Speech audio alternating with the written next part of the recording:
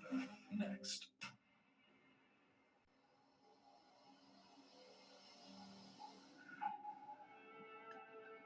Phoenix, Arizona, 2005. The busy western city is getting ready for another summer of fun. It was too damn hot.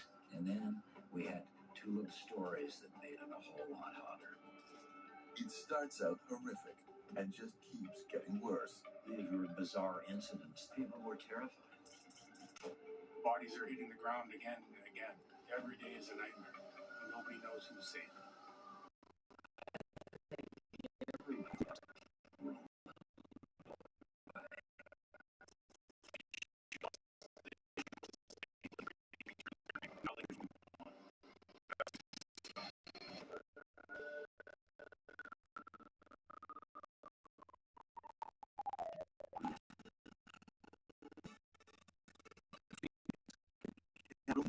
Arizona.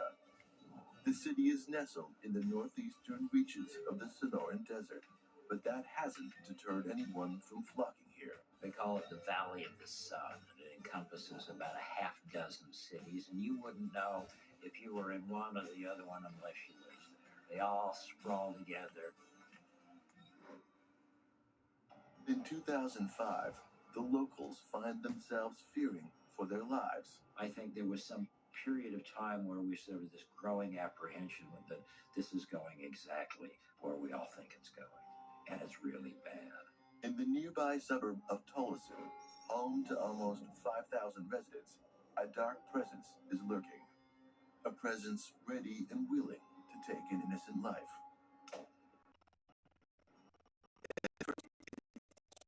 A horse. Police don't know what to make of the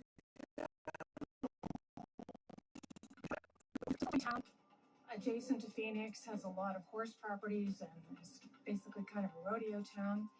And someone started shooting the horses that lived in people's front yards and in their backyards. A horse is gunned down by a .22 caliber rifle. Police must uncover if this is a random attack or part of a bigger scheme if they hope to find the shooter. These random shootings are taking place, and it's even more unnerving to know that they were animals. Why would somebody do this? And don't forget, there was also different jurisdictions. So it's hard to see the big picture if you only have one or two cases. Just these random dogs and horses that were just outside. They were easy targets. But as the moon appears in the night sky, a dark and unnerving night is only beginning. Later that same night, things escalate. David Estrada was a beloved young man. He had a mother who doted on him and several sisters who treated him like the pet of the family. He was musical and he was bright and he was movie star handsome. He was struggling to find his way as he approached adulthood. He left home and was living on the streets with his guitar and had a goal to make it to California, San Francisco. David was not an untethered person. He had people who wanted to see him. But David was of his own path. On a sidewalk that night, like to do. Estrada has set up camp outside a bus stop nearby, and he sees a car slowly creeping up. And someone drove up alongside him and shot him. It's just an act of sheer cowardice on the shooter's part. Estrada was gunned down in cold blood. If it's indeed the same shooter, they've stepped up their game. You know, shooting a random horse is one thing, but killing a person randomly at a bus stop is on a whole nother level. It's almost as if the shooter was trying to get up the nerve to kill a person by shooting the horse first. Detective Ron Rock from the Tolleson Police Department came and there was change. Nearby. So he looked at this, said, this isn't a robbery. This is not someone who came up to him and said, give me all the tables. To his credit, knew there was something distinct about this murder. Well, it appears as though they drove up and offered him some change and then shot him in the face. But there's no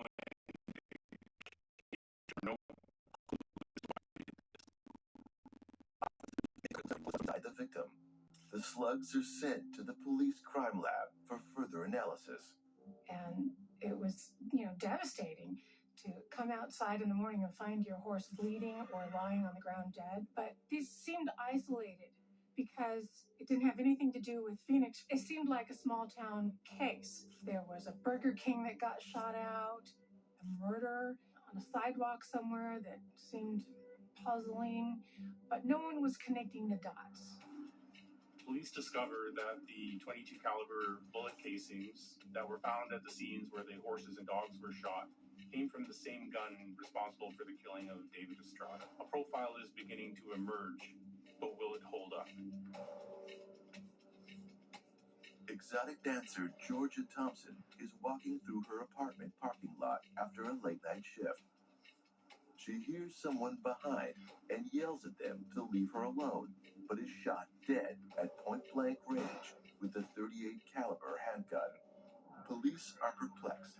Are these crimes connected? When they look at what's happening in the city, they realize that just a few weeks earlier, a sexual assault occurs in the same area. They were walking home and forced these two young women behind some bushes, made them undress. One of the young women was visibly pregnant. Then, a week later, there is another sexual assault, but this one combined with a robbery. Police question locals to see if anyone has seen or heard anything. But aside from Georgia's screams moments before her death, they have nothing to go on. They plead with citizens to provide any information that can lead to an arrest. No one could have imagined that this is just the beginning. 3 men were found shot, 2 dead in downtown Phoenix. In the wake of so many killings, the community was just on razor's edge. If the citizens of Phoenix were scared before, they're absolutely terrified now. For years, I've been very conscious of the water that I drank, and I realized I wasn't thinking about the water I shower with. So I switched to the Jolie filtered shower head, and it has been life-changing. Highly recommend. The only thing I don't like about payday is waiting for it. Chime lets you get up to $500 of your pay whenever you need it. There's no interest, no credit checks, no mandatory fees. I'm not waiting for payday anymore, and you shouldn't either. Join me at chime.com and get paid when you say. This right here is confidence in a bottle. It makes me feel so much more confident than I've ever felt. They are some of the hottest videos on social media. Those videos claiming to instantly get rid of bags under your eyes. Annette Figueroa is here to tell us why she says this one is for real. This one is for real, and I'm so excited. We even have a video, and all he uses is a small amount on a clean, dry face. And what it does is it tightens and lifts the appearance of bags underneath your eyes. And I did this to my father. We were at home, so we applied it to his under eye bags. And let me tell you, we were so excited. In under 10 minutes, they visibly disappeared from view. And now it is literally part of both of our daily routines. And not only does it work on the bags, it works on the appearance of crow's feet, fine lines, and wrinkles. This Labor Day is the best time to try Plexiderm at our starter price of only $14.95. Your solution is at plexidermtrial.com or call the number on your screen. What's up, guys? I'm Scott Disick, and welcome to my home. Meet Hotel Collection Studio Centrifuser. I recently started using their centrifuser here in my Hidden Hills home, and this is a must-have product. Their hotel-inspired scents make my place always smell like a luxury 5-star hotel. I don't know about you, but having a home that smells this good is priceless. Check out hotelcollection.com to make sure your house is always smelling good too. Hi, Grandma. I played baseball today. Oh, that's great. What position did you play? First base. That's what Grandpa used to play. When our hearing wouldn't allow us to use a regular phone, it made us feel isolated. It became difficult to communicate with our friends and family. Clear Captions was an easy solution for us. Clear Captions provides captions on a phone like captioning on your TV, so you can see what the caller is saying live as they say it, making it easy to understand and respond immediately. There is no insurance or Medicare required. Clear Captions service is provided at no cost to you through a federally funded program. We deliver, install, and train you on how to use your phone, all at no cost to you. Give your loved ones the independence and connection they deserve. Call now to see if you qualify to get a Clear Captions phone at no cost to you. Call 1-800-921-4979. That's 1-800-921-4979. Honey, you were so right. I listed this in less than a minute. I told you listing on Poshmark was quick and easy. Oh, I sold my black tote and my slip dress. Let's go get mani-pedis. Ooh, thanks, Mom. Thanks, Poshmark. Want extra cash? It's easy with the Poshmark app. Download to start selling today. You know what I love about Quick Hit Slots? It's the mobile slots game that gives you those authentic Vegas thrills. Quick Hit Slots has all the games you know and love. And best of all, the jackpot. Download Quick Hit Slots for free and get a 6 million coin bonus. Make every day a winning day. I'm a dog. And since my owners got me a Spot Pet insurance plan, they're getting cash back on covered vet bills. Good boys like us rack up some bad vet bills. But Spot plans help my owners focus on our care, not the cost. Choose Spot. Customizable pet plans you both will love. The True Crime Network. Download the free app. Meet EarthBreeze, a revolutionary laundry detergent that magically dissolves in any wash. There's no wasteful plastic jug, and it's water-free because you already have water. The future of laundry detergent has arrived. Learn more at earthbreeze.com. At Consumer Cellular, we pride ourselves on giving you fast, reliable, nationwide coverage at up to half the cost of the leading carriers. But don't worry, we've got more than that going for us. Like this beautiful store in Arizona, for example. It's the perfect place for me to tell you a little bit more about our phones and how they can become your phones. You name it, we probably got it. We have the top smartphones from all the major companies. If it's state-of-the-art cameras you want, we got them. If you want a smartphone with lots of bells and whistles but won't break the bank, we've got that too. We even have a flip phone, like the Iris Flip. We even have watches. I know what you're thinking. What if I don't have one of these amazing stores in my town yet? Can I get these phones sent to me? Yes, you can. Is it easy? Easy as pie. New customers save $50 when you sign up today. Call 800-918-5494. Find us in Target or visit consumercellular.com to switch today. She knows what she's talking about. Pick up the phone. Disturbing crimes are happening around Phoenix, Arizona. Women have been sexually assaulted and one murdered, and several people have been shot, randomly targeted at night, along with several dogs and horses. Using ballistic evidence, police have discovered that the same gun is used in both the David Estrada murder and the animal killings. It appears they have a serial shooter on their hands. Over the next few weeks, more incidents occur. Sexual assaults and robberies are becoming commonplace. Shortly before 10 p.m., a dog named Shep is killed, and another named Irving is shot and wounded by a .22 caliber rifle within a few blocks of each other, just north of Camelback Road in Glendale. One of the major differences between being able to compare a .22 caliber bullet casing from that of a shotgun, for example, a 410, is that a .22 caliber casing can be matched to the firearm that actually shot it. This is very difficult, almost impossible to do with a shotgun shell. As the canine body count rises, so too does the human count.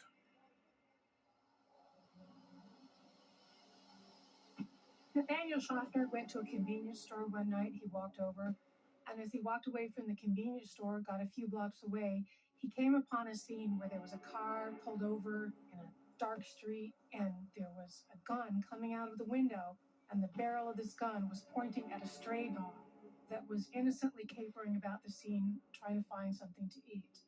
Nathaniel came up to the car and, in an angry way, said a lot of things to stop them from shooting the dog. Don't shoot that dog. So what happened? The men in the car shot Nathaniel instead. Sometime later, an off-duty police officer was coming home from a social occasion with his wife late at night, and as he turns down the street, his headlights light up a man laying in the street with liquid all around him. He thinks what anyone would think. This is a man who's passed out, and that's beer. And He didn't have all his equipment with him, didn't have his uniform. He didn't feel like he was the right person to handle it, but he did call it in.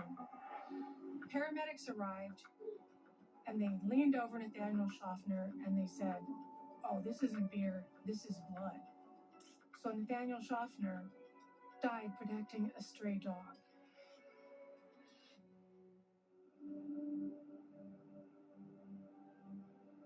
At 6 p.m., 39-year-old Tina Washington is attacked and killed. Even by a veteran cop's standards, it was a terrible scene.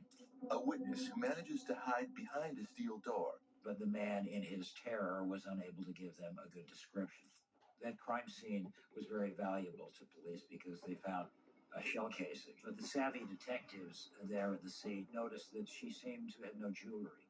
Turns out that Tina Washington had what was called a mother's ring. That was gone. One of the sons told police that was missing. Police wondered if these killings might be connected, changing weapons for different scenarios. For example, using a handgun when he's on foot, or when he's in his car using a rifle or a shotgun. But this all changes on December 29th, 2005. At 7 p.m., the shooting starts. First, it's a bartending school, but no one is hurt.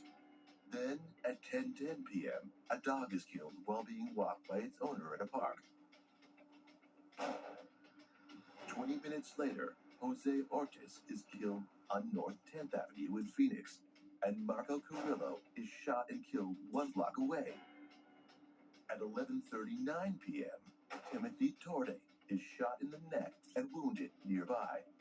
Shortly after midnight, 2 dogs are shot and killed on East Granada. A German Shepherd is also killed on North 32nd Street. At 2:15 a.m., an off-duty Marine is shot and wounded. I think you could say the official start of the serial shooter case was December 29th, 2005. This is when 3 men were found shot, 2 dead in downtown Phoenix. And the detective working that case the next morning got a call from a detective from a tiny little police department in a tiny little town adjacent to Phoenix who said, "You know, I have an unsolved case from earlier in the year. This sounds an awful lot like your case last night." Overwhelmed with bodies and ballistics, detectives soon make a startling discovery. All of the victims of the drive-by rifle shootings are males and animals, and all of their handgun victims are female. This changes everything. It's definitely a breakthrough in their investigation. Could there be 2 active serial killers on the loose, both operating at the same time? We were hearing police say serial killer, not serial killer. Oh, it's a rapist, it's this, it's that. We didn't know what was going on. If you were just a regular person not privy to everything that was happening inside the police department, you didn't know what was going on. All you knew is that you were frightened. If the citizens of Phoenix were scared before, they're absolutely terrified now. Anything and anyone could be possible.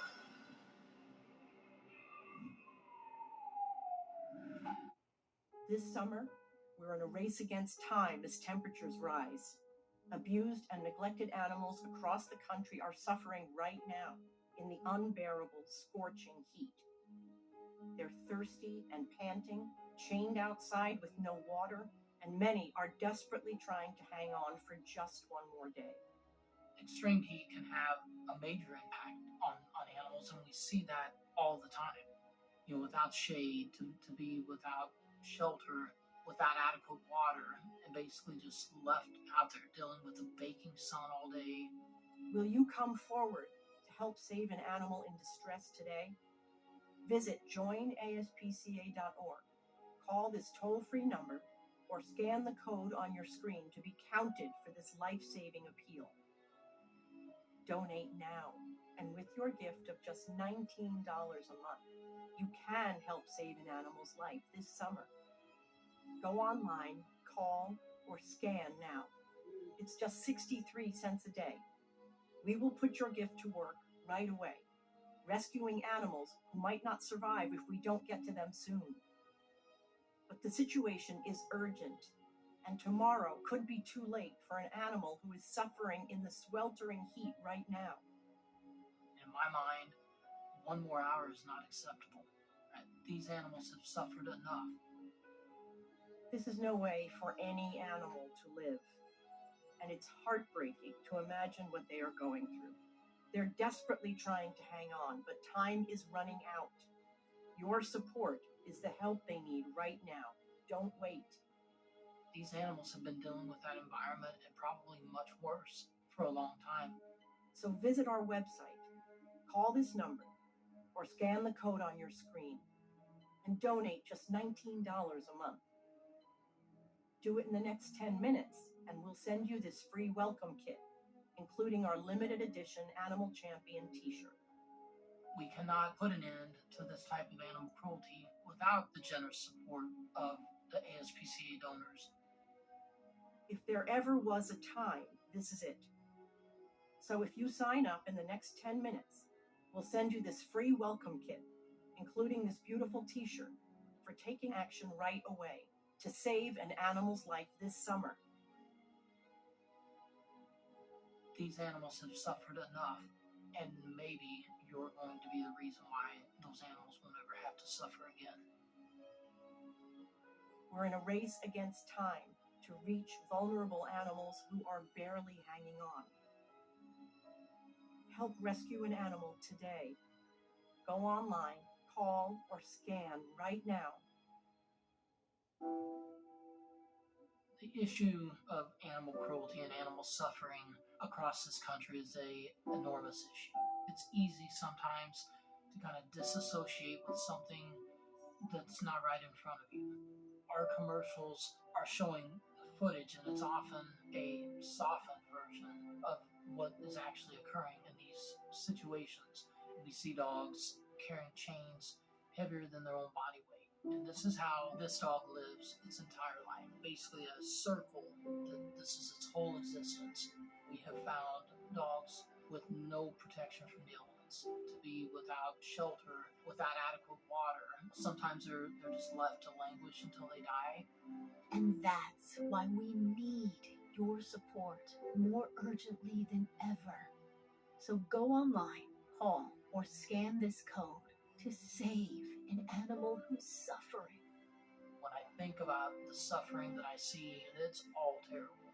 It is so much more common than people think. And so much worse. But today, you can take one simple action to save an animal's life. Just scan this code, or you can visit our website or call this toll-free number and sign up with your $19 monthly gift. You will save lives. That's our promise. Do it in the next 5 minutes, and we'll send you this exclusive t-shirt and welcome kit. If you are there in person and you see what we're seeing and you hear the cries and the whimpering and you feel the fear, I think most people would be as outraged as I am. Please hear their cries. Listen to your heart and help them. Go online, call, or scan now. Coming up next on True Crime Network.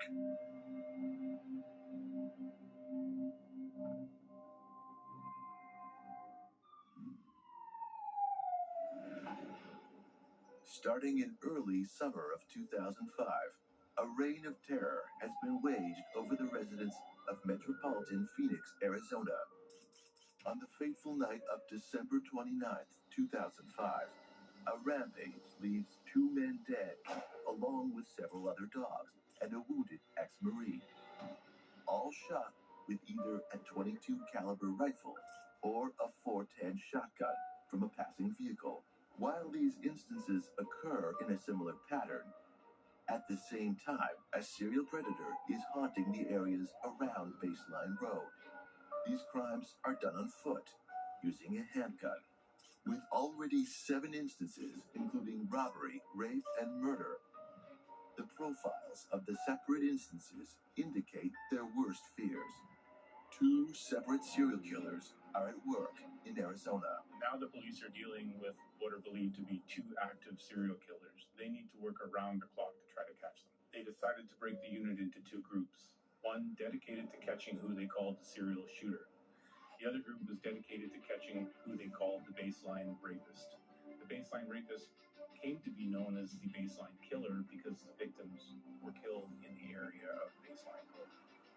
Authorities discover evidence that could further the Baseline Killer case. It's a gunshot fired off by the rapist to scare away onlookers that conclusively ties the assaults and robberies to the murders. Police are able to match the casings to the .38. The rapist murderer was doing everything in his power to prevent any DNA evidence from showing up at his crime scenes, from attempting to use condoms, to making the victims rub their saliva with dirt and then rubbing it over their own bodies to basically pollute any DNA that he may have left on them. But for as carefully as he tries to cover his tracks, the Baseline Killer soon slips up. Detectives are able to recover DNA evidence from one of the previous sexual assaults. Now they have a lead. But as much as detectives learn over the course of their investigation, in 2006, his pace of assaults picks up. 18 separate attacks take place, which are all attributed to the Baseline Killer. That number rises to 23 over the next several months. February 2006 proved to be a very bloody and terrible time. Two women, hardworking women working in a food truck, Romelia Vargas and Myrna Palma Roman. These two women were found brutally murdered early one morning inside their food truck. And then March comes along and another one of those headline-grabbing, gut-punching stories. You had two young workers at a Yoshi's restaurant, George Chow and Lilian Sanchez. They were closing down. These two young people murdered by what was now identified, and police were looking for the serial rapist and murderer.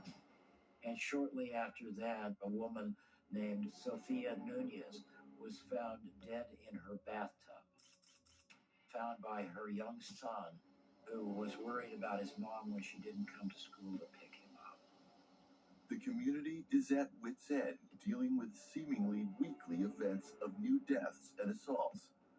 Authorities make pleas to the public to come forward if they know anyone or anything that could lead them to the killers.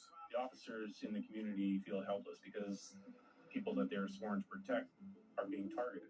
All they can do at this point is hope that they collect enough evidence fast enough to bring the case to a conclusion.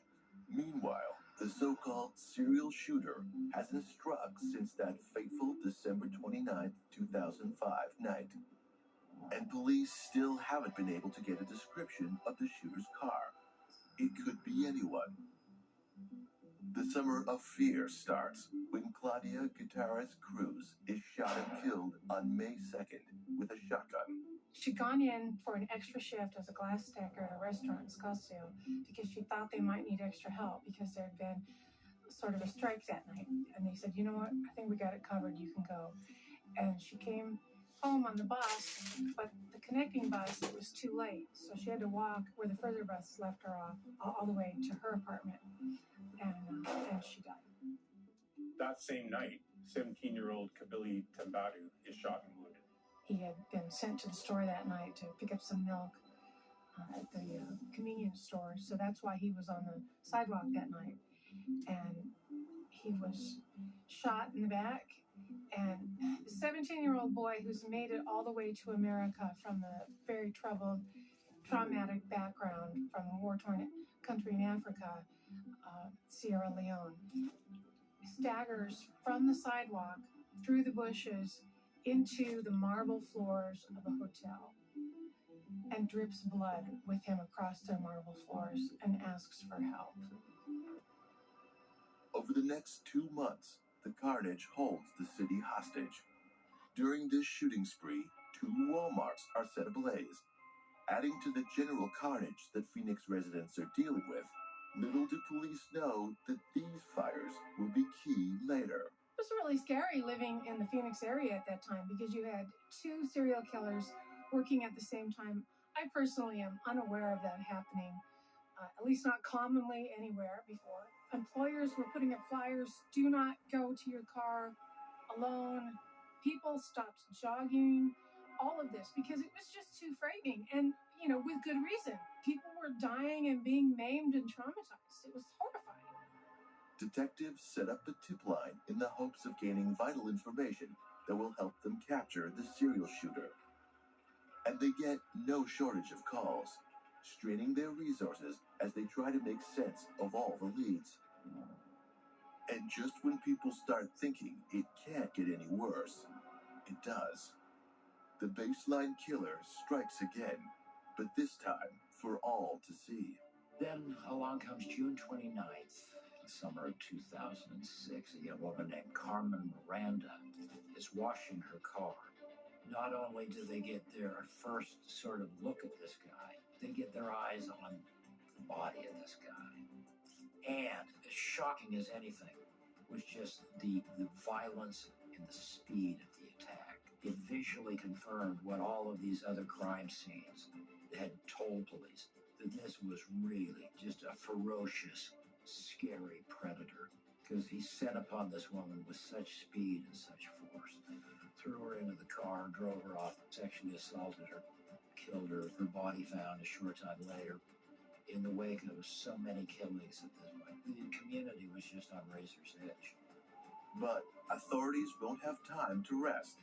Another killer is on the loose. And July 1st, he strikes again. This time wounding Diane Bien and Jeremy Ortiz in 2 separate instances that night. With so many shootings, how can there be no witnesses? One of the most effective things about the serial shooter's style of mayhem was they took people from behind and people who weren't expecting to be assaulted.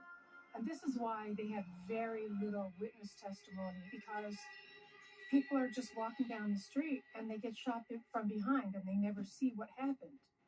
27-year-old Ashley Armenta is walking down the street when the assault happens. When Ashley came into the hospital that night and they picked out the pellets from her scalp, and police interviewed her, Ashley knew a lot about cars in general. She knew all about the model, make, year, everything. So she had a good idea of what the car was. A light blue 1998 Toyota Camry. Despite other victims' descriptions, Ashley's is the first definitive answer to make and model of the vehicle. One thing that was difficult for police is that when they did get a description of the car, people reported different colors. The paint on that particular car showed different in different light. It had different mixtures of paint in it, and different ones, purple, blue, gray, showed up in different light. So that explained why the colors seemed different to different people. Then, just a few days later, more carnage on the 12th of July, when Raul Lopez Garcia is shot while riding his bike in Mesa. Just when they could use a break in the serial shooter's case, a lead comes in. A phone call that will change the course of the investigation. The dentist will be right in.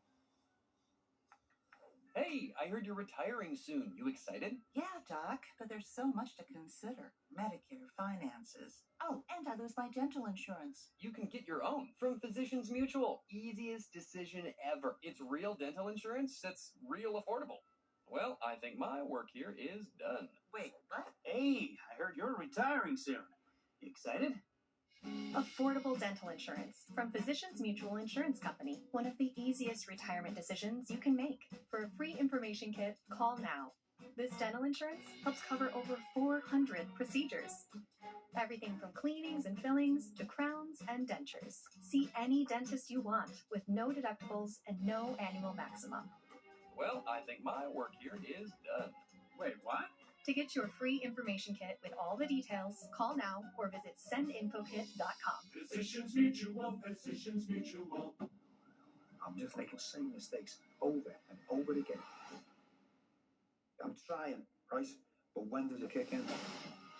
You owe me 10 grand? Who's this fella calling the shots? Someone must have done. You can sort it. No. I'm scared. Don't blame me. I'm really hoping this is all just some mix-up, because if it's not, you're dead. From the moment they join your family, you'll do everything possible to care for your best friend. Spot Pet Insurance helps pet parents focus on the moments that matter and worry less about unexpected vet bills. With plans that can cover up to 90% of eligible vet visits, Spot Pet Insurance has you covered from puppyhood and beyond. Your best friend makes every moment special. Spot is here to help ensure you'll have a lifetime of moments to celebrate together. Visit spotpet.com to get a free quote today. Say hello to Litter Robot, the solution to the litter box problem for you and your cat. Never scoop again. With patented self-cleaning technology, Litter Robot separates clean litter from dirty clumps, dropping them into the tightly sealed drawer below, trapping odor instantly. So you don't have to think about it until the Whisker app notifies you. And with OmniSense detection, you can view insights into your cat's weight and usage habits. It even works with multiple cats. Say goodbye to the litter box and hello to Litter Robot.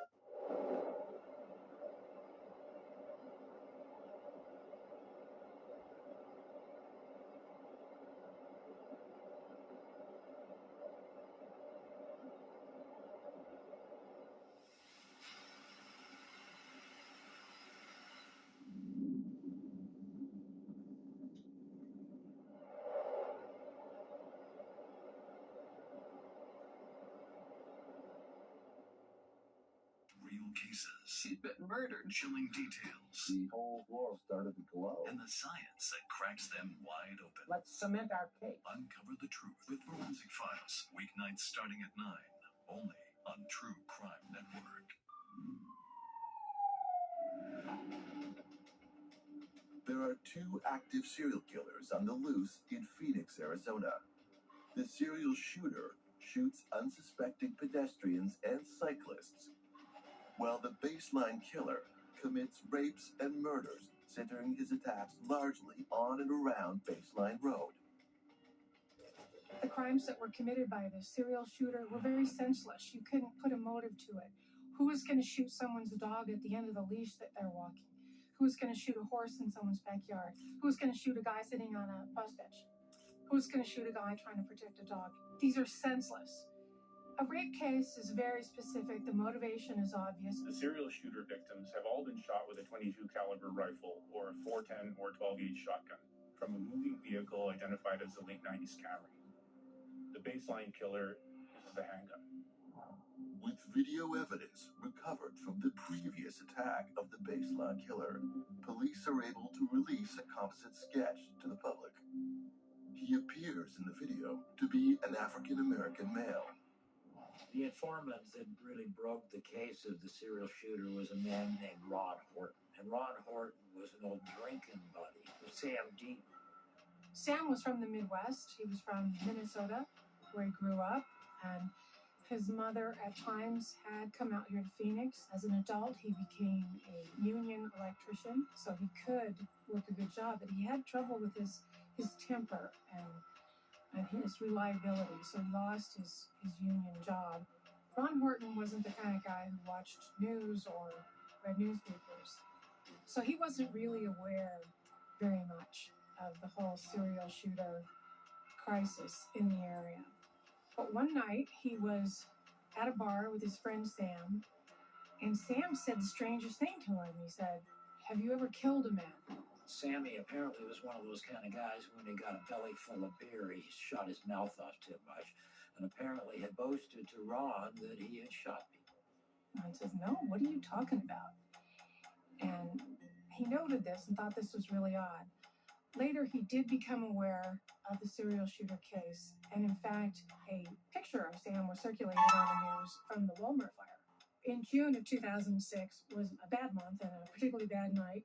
There was a Walmart that was set on fire in the west side of the valley. One thing about Walmart is it has really good asset management, really good security. So they have cameras all throughout their stores. So the night of those 2 fires, they had people reviewing the video from every single camera, and they were able to determine that 2 guys probably set both fires, and they were able to take stills from the video, supply those to the police, which had them circulated on media. So now we had a picture of 2 guys with a distinctive tattoo and a distinctive t-shirt circulating for people to possibly recognize them. And Ron was fearful that maybe Sam was the guy in the picture, but he was divided because in his social circle, you don't snitch. And he felt really bad about maybe getting Sam into some trouble for no reason. Ron didn't immediately act on this, and I think he would say himself to his great regret. But in short order, after Ron had been told by Sam of the killings, a young woman named Robin Blasnick ends up being shot and killed in Mesa, Arizona. All the earmarks of the serial shooter. Robin Blasnick was killed on the last day of July, and it was a fever pitch. I think everyone really felt electrified by Robin because she was such a vulnerable young girl that everyone felt like she was their daughter, their sister, and we thought we can't take any more of this. Ron Horton hears about the killing of Robin Blasnick. He thinks about his friend Sam Dietman talking about going around killing people. At that point, Ron Horton calls police and says, I think my friend Sam Dietman had something to do with this. Police then ask Horton to set up a meeting with Sammy Dietman. They meet at a place called the Stardust Inn, a little bar on the west side. Police set up a surveillance, and they wait for Sam Dietman to show up. They asked Ron to particularly tell Sam that he could not give him a ride home, that he'd have to have someone come pick him up. They waited till Ron left, and Sam was waiting for his ride, and they saw this car drive up and pick up Sam, and it sure looked like the other guy in the photo. A guy named Del Hausner. And that is the first time cops had the name Del Hausner, but one of the lead investigators say he was sitting in that parking lot, and when he saw that Camry pull in, he said, we got our guys. Dale had 2 marriages under his belt. He moved on with other girlfriends, and he now had a little baby daughter with another woman. He was working for the city of Phoenix at the airport as a janitor. Dale also works as a boxing photojournalist. He loves to feel like he's in the middle of big things.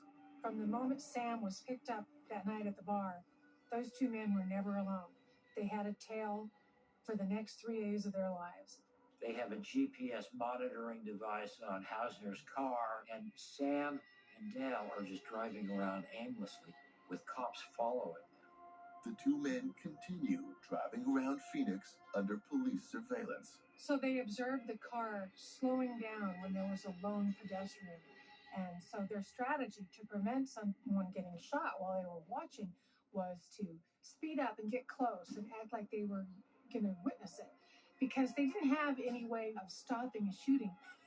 They followed them back to an apartment in Mesa, and they had an emergency meeting with the county attorney to get an emergency warrant to do a fog in the apartment.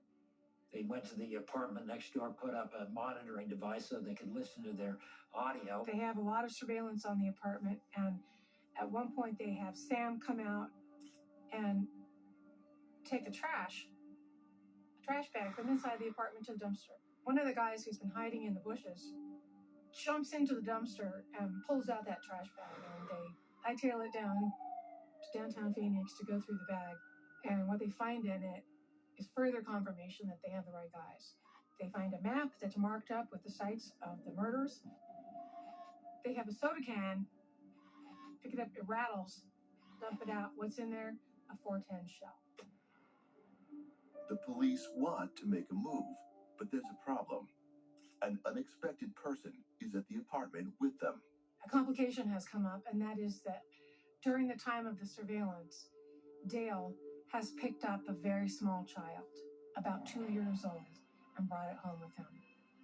This is his own daughter, it turns out. And what was really awful on the tapes of the bug, they hear Dale teaching his daughter to laugh about the killings.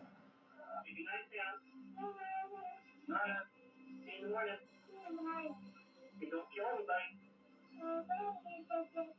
They can't do a raid with a baby inside there, so now they have to regroup. What are they going to do? Anytime officers gather for the purpose of doing a forcible entry to execute a search warrant or effect an arrest of a suspect, they would have to do a risk assessment. They would have to do surveillance on the property to determine if the subject that they're looking for is present and who else may be present, and that would include the presence of children.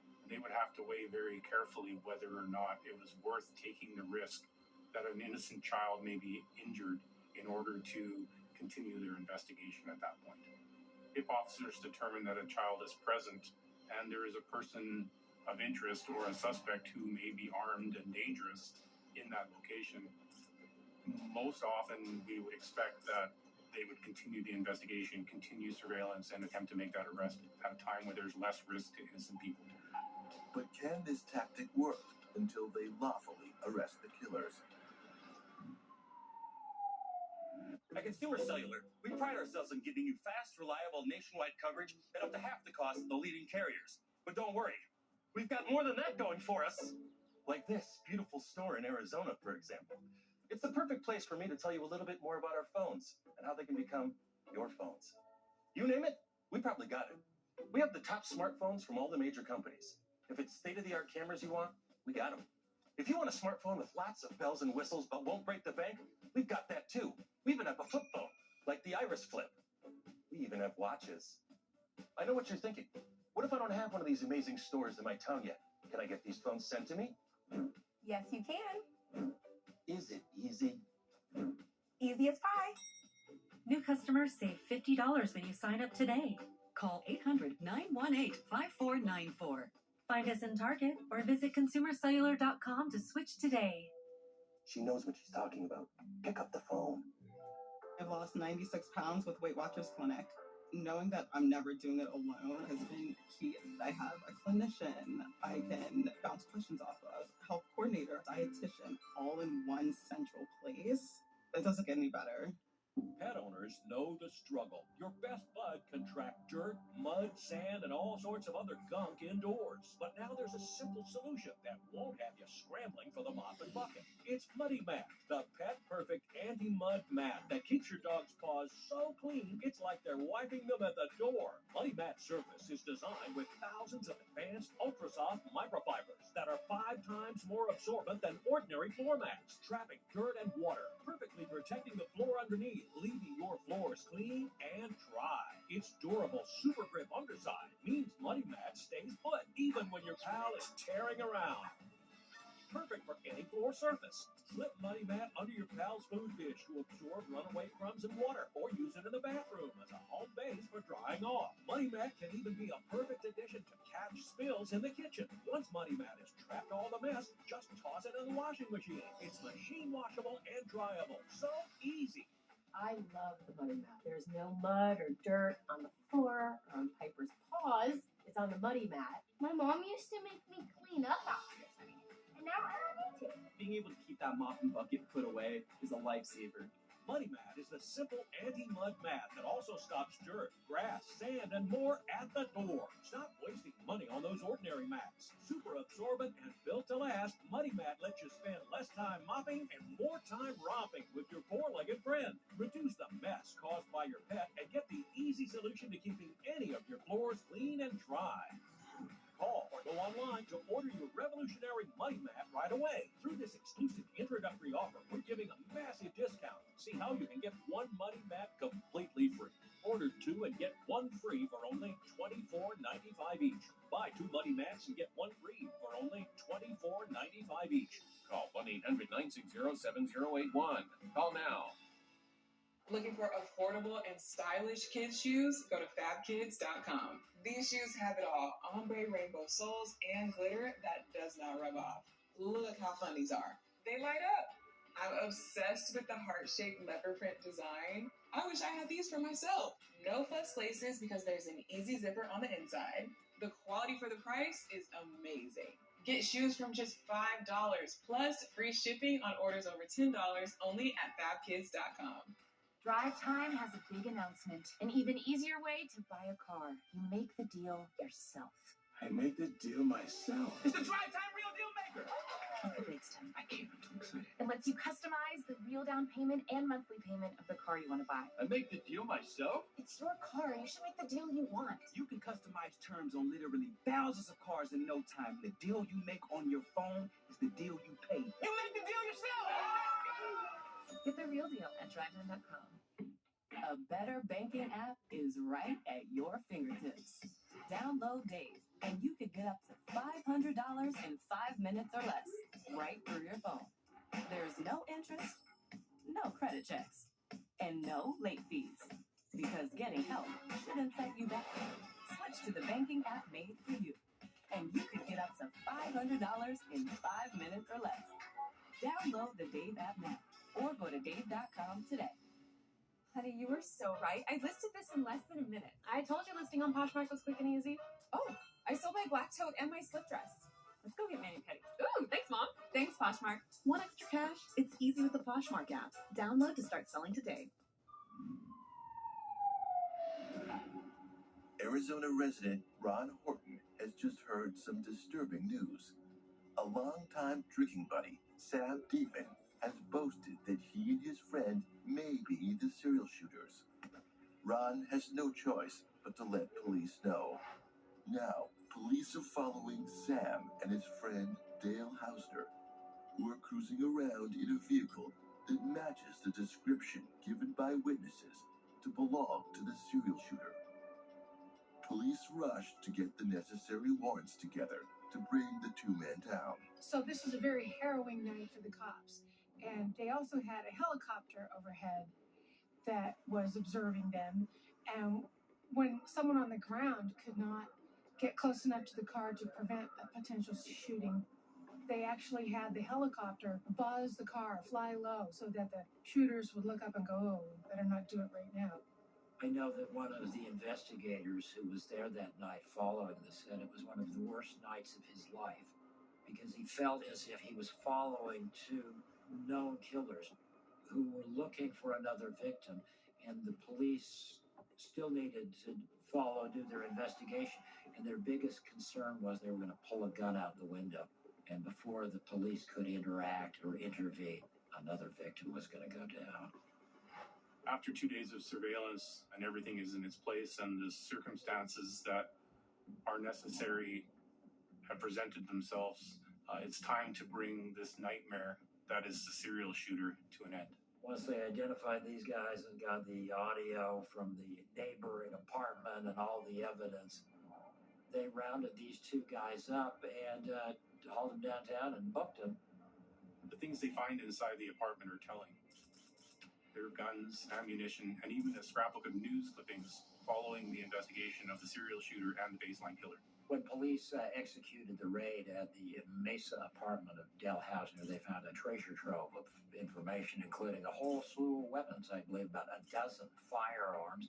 They ended up doing, I think, most of the last shootings with a shotgun. They found a shotgun and shells, casings, and all kinds of ammunition. So, they were not wanting for evidence in terms of firearms and ballistics.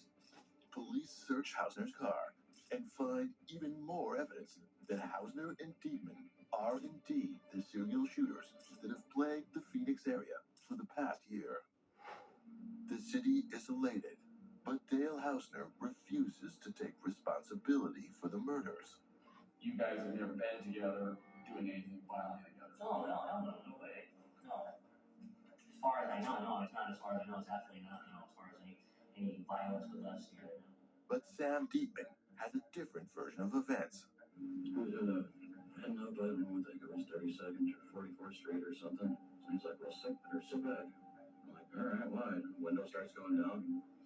Brought this little shotgun. Fired at some fat guy that was walking down the road. I think you're the mastermind of this entire operation and have been from the get-go. But you involved Sam, and I think he was the links belong. He's shooting the links, not with me. No, it is with you. Dale promptly held himself a news conference, which was a great spectacle. Dale Hausner wanted very much to be a talk show host or a circus ringleader. And a very flamboyant character, loved to talk. On August 7th, 2006, Hausner goes public with a press conference declaring his innocence. Why I'm here is because I have Sam Dietman staying with me for about 5 weeks, and apparently at night Sam had been taking my car out and using various weapons that I have in my house to commit crimes, and apparently they tracked it through my car, and when they came and busted in the house, I was there, and I guess I'm just guilty by association, even though I did not shoot anybody or kill anybody. Dale Hausner could be what is described as a classic narcissist. He refuses to accept any responsibility. He's self-focused. He lacks empathy. I mean, it could be anybody. I mean, I don't know, but person's got to be smart, you know. I mean, they've been doing this for a long time. Just over a month later, the citizens of Phoenix, Arizona are handed another arrest. With DNA evidence from one of the rapes, in conjunction with the ring taken from Tina Washington's body and traces of her blood found on one of his shoes, the baseline killer is identified as ex-con and current construction worker Marc Goudreau. He is convicted of 9 murders among 90 charges. He is sentenced to 438 years in his first trial for rape and robbery, and finally to death on March 16, 2007. In the face of his crimes, Sam Dietman confesses to his involvement with the serial shooting and agrees to testify against Dale Hausner. He flipped so quickly that night because I think he was not only tired of the crime spree, but I think he was tired of Dale.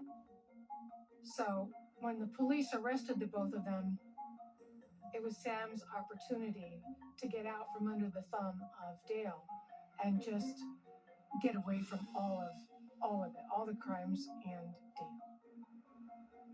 Dale Hausner goes to trial on October 6, 2008. In a desperate attempt to get the audio evidence thrown out, Hausner's lawyer goes after the emergency wiretaps issued without a judge's permission. But the state prosecutor takes the stand to defend police's actions. They had followed this vehicle. They were making wide U-turns. They were stopping at empty lots and behaving in a manner as if they might be casing various areas looking for people. I felt that it was necessary to act promptly to stop the killing. Despite the defense's concerns, the recordings are played for all present to hear, and what the court hears is shocking. They heard these two guys, these two knuckleheads, talking about news coverage and yucking it up about shooting people. Oh my God, you look familiar.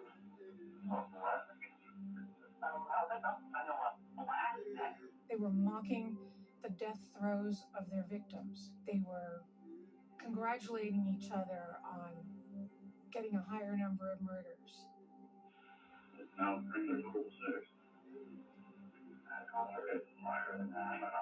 The state has heard enough. Dale Hausner is sentenced. Of the 87 charges brought against Hausner, he's convicted of 80.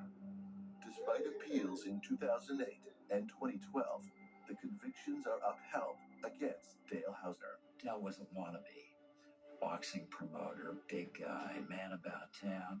Even as a serial killer, he wanted to be a big timer. There was never a moment where Dale said, I did this, and I'm sorry. Those are the kind of statements that may actually mean something to victims. Dale never had the fortitude to do that. On June 19, 2013, Dale Hausner commits suicide by overdosing on antidepressants in his jail cell.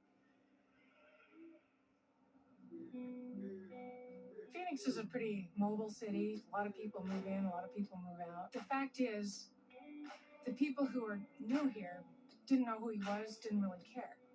And those of us who did know, we already knew we were safe from him. You want to do a big dramatic gesture and kill yourself? Knock yourself out. Who cares? You're irrelevant now.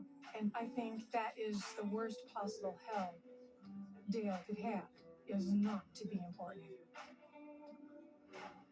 Now, over 15 years later, the reign of terror and the summer of fear is a distant memory. The people of these communities have moved on and rebirthed themselves in the Valley of the Sun.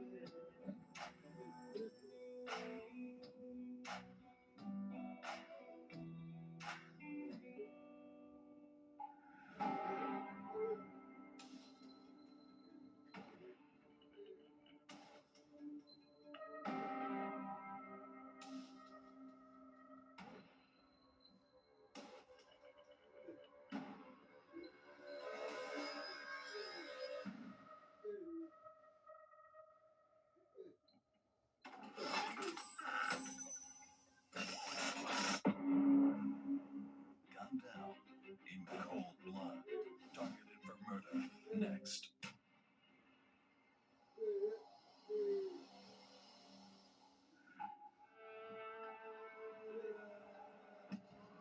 After a long September day in 2003, it's just another night out with friends.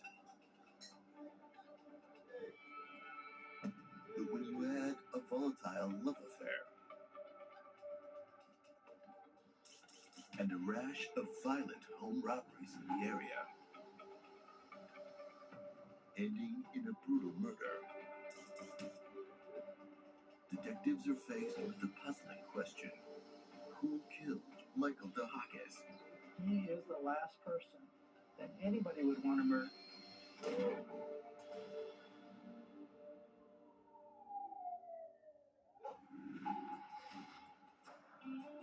Situated in Pima County, Tucson is the second largest city in Arizona. Many refer to it as the oasis of the desert. Tucson is a great town. The metropolitan area is about 1 million people, but Tucson likes to think of itself as a small town. It's about a third the size of Phoenix, and it's the city that doesn't want to grow to be like Phoenix, so we're completely opposite as far as that goes. So it's very hometowny. Everybody seems to know each other, especially in the yoga community. The Midtown area of Tucson, although crime is typically higher in this part of the city, it boasts a vibrant arts and restaurant district, as well as many of the city's top urban attractions. Midtown is where most Tucsonians eat, drink, shop, and play. We love our Mexican food. We love our festivals. Michael DeHakis is a guy living life on his own terms, and that's just the way he likes it. His home is in the Midtown region of Tucson. A lot of older homes there, quite a lot of traffic, not a particularly safe neighborhood. It's got its pockets of crime-infested areas, just like any other major city. Friday, September 28th, 2003, at 6 a.m. While walking her dog, a neighbor discovers Michael's body. She calls 911. The body was discovered on the front porch. She saw his body and saw that he clearly had some trauma. The neighbor calls police, telling them there's a body and a lot of blood on the porch of a house on North Sparkman Boulevard. On-duty officers are on the scene within minutes. We were called as a homicide team, I believe it was around 6 a.m.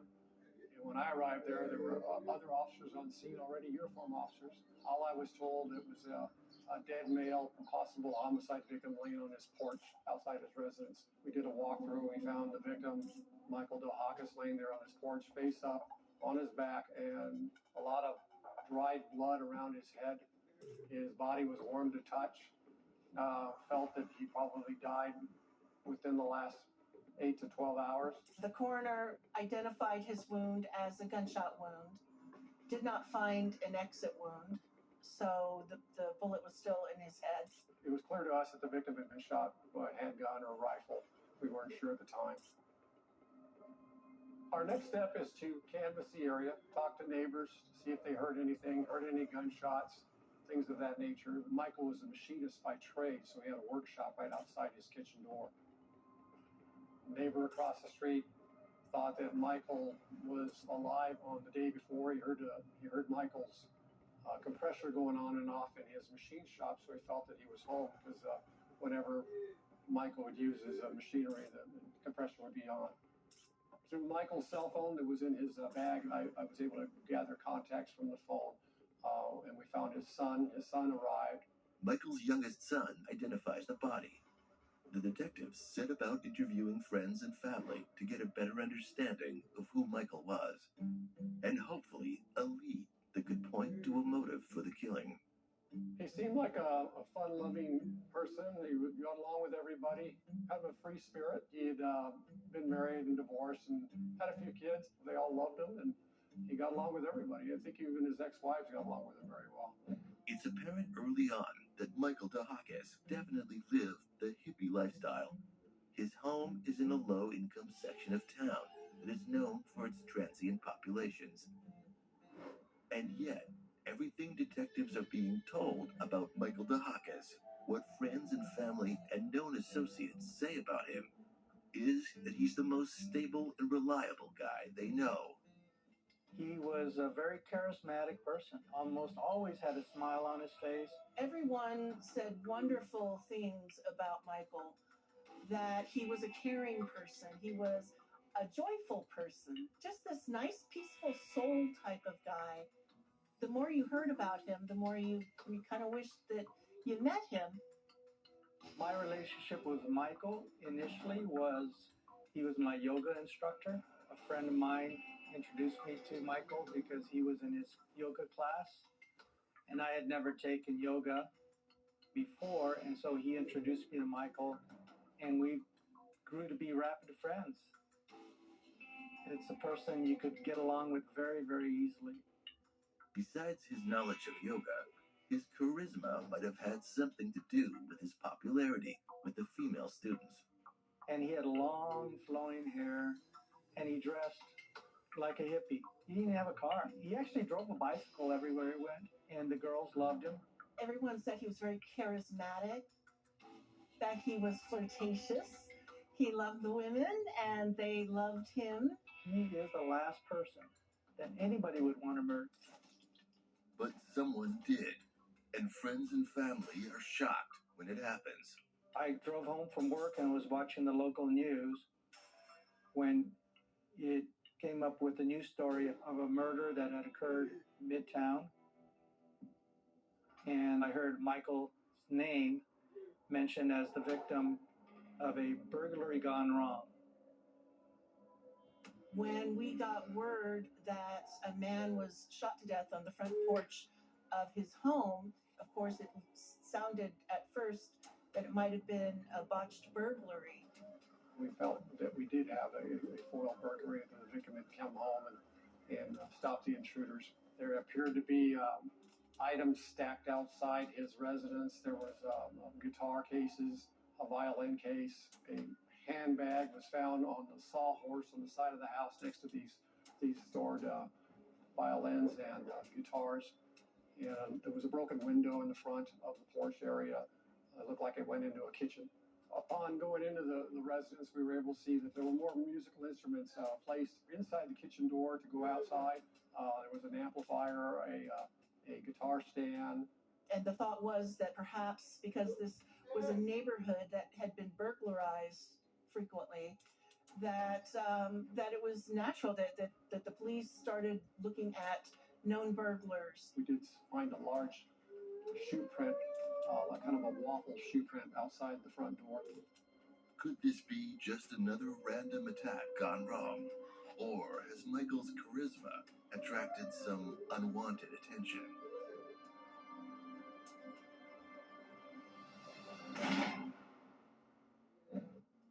There were many different scenarios coming through. Both of which had been taken into custody, and the handgun was involved. She had gotten drunk and pointed that pistol at her own husband. Accidents happen everywhere and every day. Sweep it up the easy way with the Helio Air Broom, the lightweight, flexible broom that's sweeping the nation. In one pass, it gets it all. Watch. Ordinary brooms only get half the mess, but Air Broom's Ultra Flex blade is specially designed to lift and grip and leave nothing behind. And for anything that hits the floor, it's a one-stop shop with the Helio dustpan. For pets, it's the best. It easily removes pet hair on all floors. The Helio Air Broom gets the big stuff, yet precise enough for the finest dust. Use it wet or dry. Clean spilled milk and cereal, and an impossible to clean broken egg. Plus, it rinses clean every time. For hard surfaces like tile, it's the best. If you've got expensive hardwood floors, the Helio Air Broom is guaranteed to sweep without scratching. Plus, it gets into corners quick and easy. Use it in the bathroom. It'll sweep up hair, nail clippings, and floss. And with its telescopic handle, it becomes a squeegee too. Air Broom's sleek and slim, so you can store it anywhere. Watch. Helio's specially designed lift and grip Ultra Flex blade effortlessly removes dust and hair on carpet, keeping your home mess-free. You'll love Helio or your money back guaranteed. So get your ultra lightweight Helio Air Broom at helioairbroom.com for just $29.99 or call 1-800-970-6899 now. Order today and we'll include our Helio dustpan absolutely free. We'll also throw in the Helio Mini, yours free too. Use the Helio Mini on your couch or furniture to clean fur quick and easy. And for the car, watch as Helio Mini cleans fur trapped in your car's carpet better than a vacuum. That's right, you can get the Helio Air Broom plus the Helio dustpan and the Helio Mini. A $60 value for only $29.99. So order now. This right here is confidence in a bottle. It makes me feel so much more confident than I've ever felt. They are some of the hottest videos on social media. Those videos claiming to instantly get rid of bags under your eyes. Annette Figueroa is here to tell us why she says this one is for real. This one is for real, and I'm so excited. We even have a video, and all he uses is a small amount on a clean, dry face. And what it does is it tightens and lifts the appearance of bags underneath your eyes. And I did this to my father. We were at home, so we applied it to his under eye bags. And let me tell you, we were so excited. In under 10 minutes, they visibly disappeared from view. And now it is literally part of both of our daily routines. And not only does it work on the bags, it works on the appearance of crow's feet, fine lines, and wrinkles. This Labor Day is the best time to try Plexiderm at our startup price of only $14.95. Your solution is at plexidermtrial.com or call the number on your screen. If you have ugly yellow toe fungus, let me tell you about the secret 2-minute trick that I found for my husband. Thousands of people are using it to get rid of their toe fungus. It's called Crystal Flush. It works from the inside and the outside. I mean, he tried everything. Nothing helped. His toes were nasty. Crystal Flush is the only thing that's worked. In just a few weeks, his toes looked amazing. You guys need to try this. I'm telling you, this stuff is different. And you can try it risk-free. You have nothing to lose. Go check it out now. Go to crystalflush.com. Spot Pet insurance plans help pet parents focus on the moments that matter and worry less about unexpected vet bills. From puppyhood and beyond, Spot can cover up to 90% of eligible vet visits. Visit spotpet.com to get a free quote. The only thing I don't like about payday is waiting for it. It's kind of crazy. We can't choose when we get paid. Chime changed that for me. I was shocked, but now I decide when I get paid. My pay lets me get up to $500 of my pay when I need it. There's no interest, no credit checks, no mandatory fees. My pay gives me the freedom to handle whatever life brings. I have big goals, and I'm not waiting for payday anymore. And you shouldn't either. Join me at Chime.com and get paid when you say. If I was back at the beginning, I would choose SNHU all over again. If you're on the fence about getting your degree at SNHU, you can do it. At SNHU, having the support that I had really helped me understand what I can accomplish. After I graduated, I started a new job. My degree has opened new doors that I truly didn't know existed. All it takes is one simple step, and it can change your life. Start your future today at snhu.edu. True quality. Authenticity. Does not fear the passing of time. It's worth the search. Be alone.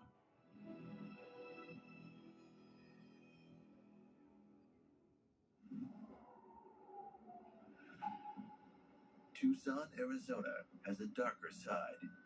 Crime, drugs, poverty, and a rash of home robberies in the Midtown area. Michael DeHakis, a yoga instructor in Free Spirit, is gunned down on his front porch in what looks like a robbery gone wrong. We found items that were kind of a disarray in his bedroom. It looked like there was an area where there was a lot of musical instruments. Well, they weren't there anymore. They were out in the side yard. The Tucson Medical Examiner estimates the time of death to be sometime late Thursday evening. She felt that the rigor mortis had not set in anywhere from 3 to 5 hours from the time we found him at 6 a.m. But determining time of death by measuring rigor mortis in the body is not an exact science. Rigor mortis is the stiffening of the muscles. It's a chemical reaction, but it doesn't always tell you an accurate time of death. It's estimated. Unless you're there, you see the person die. That's where everything is an estimate. The medical examiner shows detectives there is no exit wound. We were able to turn the victim over and find there was not an exit wound. It was a defect that was against the skull in the back, consistent with the bullet still being in his brain. Detectives check for a spent shell casing that would typically indicate an automatic handgun, but there is none to be found. They determine the weapon is most likely a revolver. A .38 caliber slug is retrieved during the autopsy, but an interesting star pattern around the entrance wound and hand scratches consistent with gun struggle piqued detectives' curiosity. There was some burn patterns on the victim's forehead by the entrance of the wound, consistent with someone standing a few feet away and firing a handgun. It was close enough to leave the gassy particles of burn pattern on his forehead. Everything detectives learn only substantiates the robbery theory. Returning back to the police station, my partner and I went through all the most recent burglary arrests. So they figured somebody had come in, burglarized it, and as they were walking out of the house, Michael was coming in, and that's when he got shot.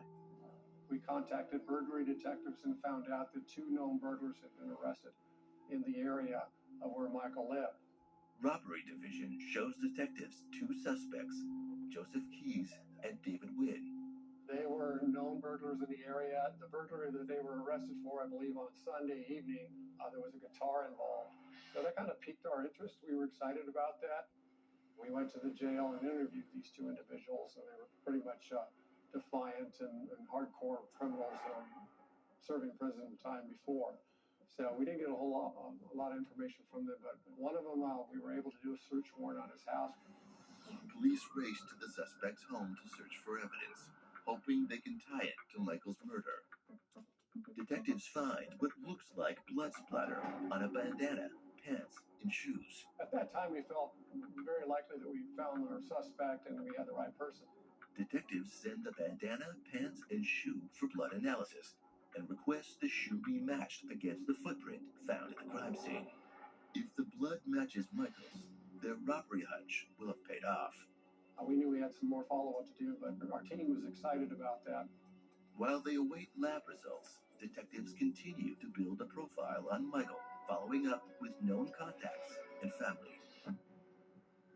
From the day the murder happened, this was nonstop. My time during the weekend after the murder, I spent contacting many of Michael's contacts that were in his cell phone. Cell phones were somewhat new at the time, so it was difficult.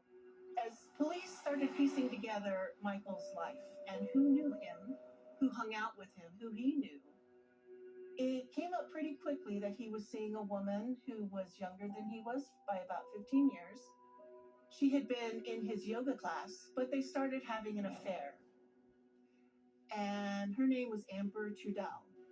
Amber's name was on the top of his contact list. I did leave a message with her, and she never got back to me. Detective Jimenez finds it odd that Amber does not return his call after the killing. Detectives also recall Michael's kids relating their story of meeting Amber and the way she reacted to their dad spending time with them. For Michael, a devoted father to his 4 kids, Amber's erratic behavior creates stress in their relationship. I had not known him prior to his relationship to Amber. He was flirtatious, and he had that type of personality, the look that fit the yoga instructor. Michael is known to give private yoga lessons to students from time to time. He gave her private lessons because she was rather shy and didn't like to go to the yoga class with everybody else. But Michael and Amber's relationship quickly goes beyond student and teacher. They are lovers. He described his relationship as being on and off. Not that it was volatile or anything like that, but they would be fine for a couple of weeks, and then she'd get mad at him, and then she'd stop seeing him, and then they'd go back on together. And I could see why Michael liked her. She was good looking. And it seemed like an odd match initially because of the fact that it was on and off all the time. But Michael was just having fun, which is what he did. She wanted Michael to change the way he looked. She was not happy with him dressing like a hippie. sandals and long ponytail. She didn't like that look. So I thought that was a little bit odd, but yet she continued having a relationship with him. Public opinion on the case puts pressure to find the killer. But the lab results they're waiting for are about to spin their investigation in a whole new direction. Hi, I'm Ellen. I'm Portia. We're talking to cameras that are in our living room about Kind Science. Kind Science skincare is doing very well. It's an online sensation, I is what heard. they say. I know. So Great. we're going to do a television commercial. Well, that's great because more people will know about Kind Science. So I created Kind Science, as you know, because everything that I had tried was not working. You're doing your show, and the makeup and the lights would kind of clog your pores, and then anything that you tried to use would irritate your skin and make it a little red. My skin isn't irritable. It's not my skin's It gets fault. irritated. It gets I think, irritated. I don't blame my skin for No, it you being. could be irritable if you had irritated skin. I did get irritable with my irritated skin. So we created something for my skin that I wanted, but it turns out it's good for everyone's skin. You've tried just about everything. I've tried everything. But with Kind Science, my skin feels cleaner. It feels more hydrated. I can't see the little wrinkles like I used to. Tons of customers have seen results. Look at that. Look at the difference. That's amazing. The I mean, bags under her eyes. Yeah. It looks smooth. Yeah. Smooth. Well, who doesn't want smooth? Who doesn't? What I'm going to do is I'm going to offer people a deal, and then I'm going to call it the DeGeneres deal. Clever. Yeah, because my name. I got it. Yeah, with the generous, Yeah, got and it. it's a generous deal. Yes. But the D in the front is my name. Okay, what are you offering? You'll get 4 of my favorite products. The Gentle Cleanser. In the name, it's right there. Gentle. Cleanses gently. Gently cleanses. The Micro Exfoliant, which I love. That's Yeah. my favorite. You love it. I use it as a mask. I put it on when I'm in the shower first. I'll sing maybe a Led Zeppelin song, and then I take it off. And then the firming serum, they're going to get that, which is because it firms it up. I love the firming serum so much because your skin is visibly firmer. Like I know. You don't see the wrinkles as much. Firms it up. Firms it Gotta up. Keep it firm, especially around the jaw line. You don't want to sag there. Nobody wants to sag anywhere. I don't want to even think about that anymore. You put that on first, let it slightly dry, not all the way, slightly dry, and then right away you put on the hydration cream. Which is my favorite thing ever. Uh-huh. Because it really does feel like your face just took a drink of water. Yes. Kind of, but it does. Yeah, it does. It actually does. A clinical study of Kind Science users, 94% had less visible lines and wrinkles. That's so great. Well, because it's great product. I'm also going to give some gifts. Here's what I decided. Okay. I'm going to do that, the brush that you love so much. It's so great. 'Cause Yeah. It really, Yeah. it gets Yeah. into the pores and makes you It's feel so so gentle. clean. And then we're going to Yeah. do the radiance oil as well. Just a couple of drops. In with the hydration cream. Yeah. I love that, but I love it on its own too. So I'm going to give them all that stuff. You know how much? $49.95. This whole Yes. thing is under $50. Yeah, $49.95. Wow. Free shipping? Can I ship for free? Yeah. Michael, hand me my phone, please. I have to call Kind Science headquarters. Thank you. Mhm. We got rid of the cords a long time ago. Hello? Yeah, it's Ellen. DeGeneres. Listen, I'm trying to give the people a deal. I'm going to call it the DeGeneres deal. Yes, that's funny. I know. So I'm going to do 4 products, and then the gifts of the brush and the radiance oil, yeah. if I can do that. And free shipping. Yes, they said Okay. yes. I All hate right. it when the shipping So- isn't free. So yes, to be clear, that's $200 worth of products for $49.95. Wow. Listen, That's really amazing. okay, somebody's upset over there. Just tell them it's my my idea. gosh. Tell them it's my idea. All right, Okay. I gotta go. Okay, I will. They said hello. It's easy to try Kind Science. Yeah, it comes with a 60-day money-back guarantee. 60-day money-back guarantee, you guys. You can send it back and get your money back if you don't like it, which is not going to happen. I can guarantee you that. It's a fantastic product. And it's only for people watching this. Only people watching this know about the DeGeneres deal, and it's a limited time offer. And the secret code is Kind Science? nope, Ellen. No one will guess that. Yeah, and you well, you didn't, Michael. To get this DeGeneres deal of over $200 of Kind Science skincare for just $49.95, plus 2 free gifts and free shipping. Scan the code, go to kindscience.com or call 800-254-4332. And use the top secret promo code ELLEN to unlock your DeGeneres deal. But hurry, this deal won't last forever. Thanks, Michael. You don't want to wait because a lot of people are going to order this. We're going to run out today. I don't know the answer to that. I just want people to try Kind Science. Coming up next on True Crime Network.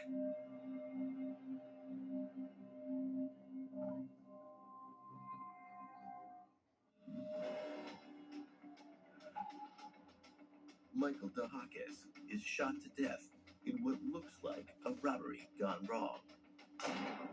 Detectives follow their hunch and question 2 burglars arrested for home break-ins in Michael's Midtown neighborhood. We felt very likely that we found our suspect and we had the right person. But blood analysis proves them wrong. Blood on the jeans were not of our victims, so it was just excluded from my case. And detectives are forced to start their investigation over. It's a major setback in the case. They've lost valuable time and now have to go back to square one. At that point, we're somewhat stuck. But the case is still active, and detectives need a break before it goes cold fast. I received a call from Amber's employer, and that's when our interests turned towards Amber at that point. Detectives discover Amber has worked at an accounting office for several years and is a very good employee.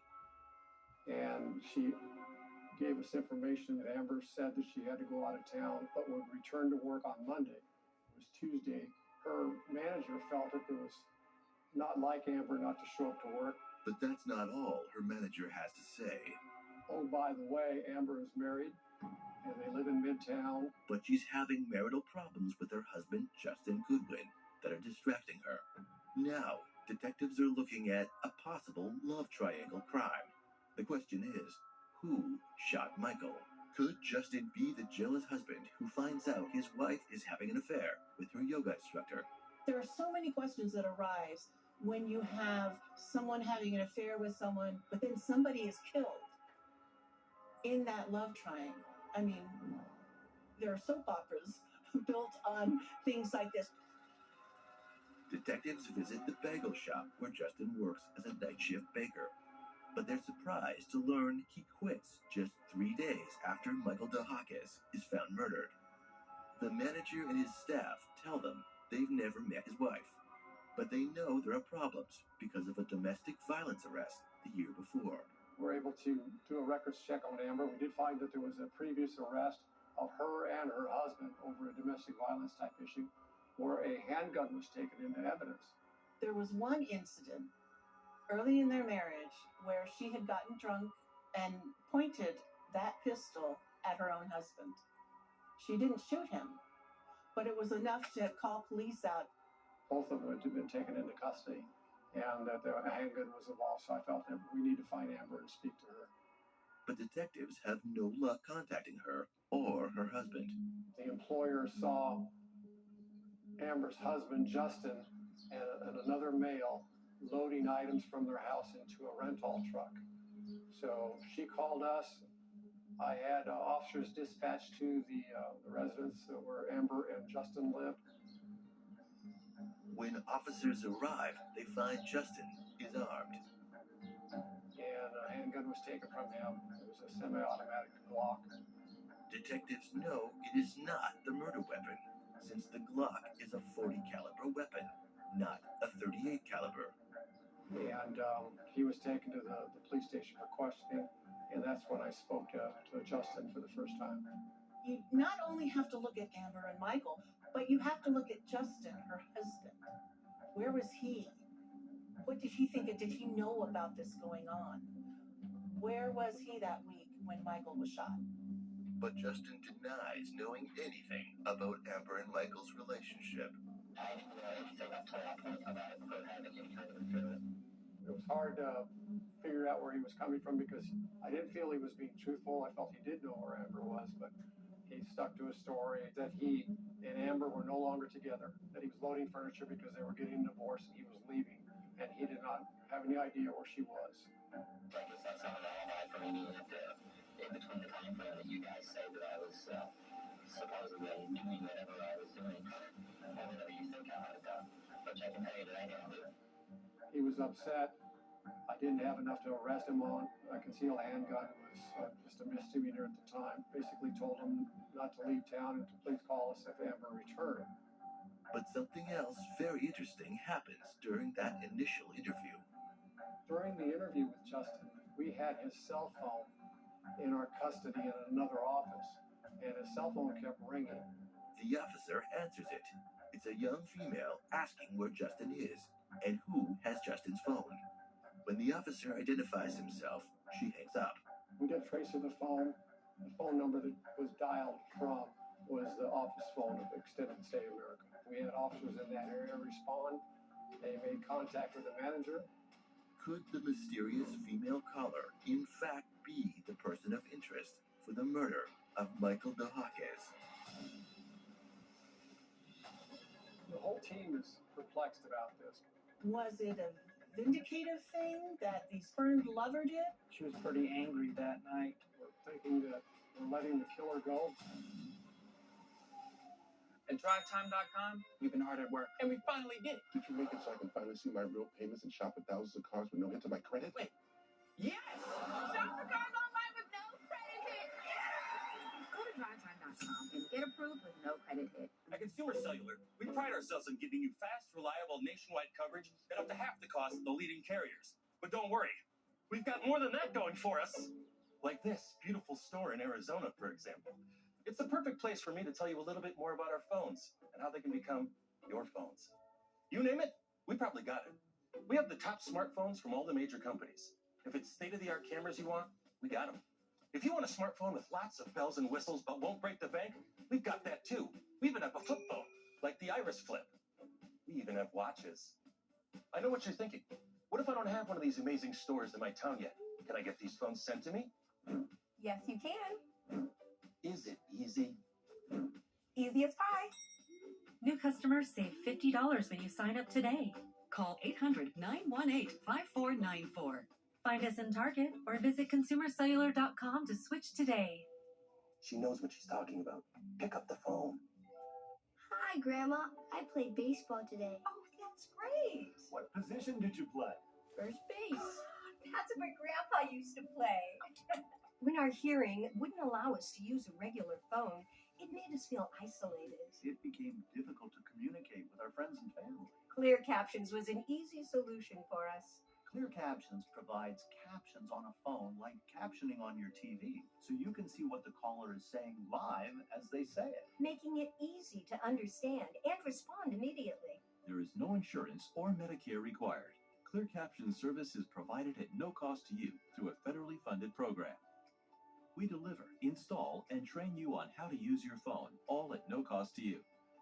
Give your loved ones the independence and connection they deserve. Call now to see if you qualify to get a Clear Captions phone at no cost to you. Call 1-800-921-4979. That's 1-800-921-4979. I'm a dog, and since my owners got me a Spot Pet insurance plan, they're getting cash back on covered vet bills. Good boys like us rack up some bad vet bills, but Spot plans help my owners focus on our care, not the cost. Choose Spot, customizable pet plans you both will love. This is not a dryer sheet. Earth Freeze is a new type of laundry detergent that looks like this. It's also so easy to use, dissolves quickly in any wash, and my personal favorite, no plastic jug. Learn more at earthfreeze.com. Poshmark is the perfect side hustle. There's so much I can sell. Bags, clothes, and even electronics. It's so easy. I can list in 60 seconds or less. I can't imagine a better side hustle.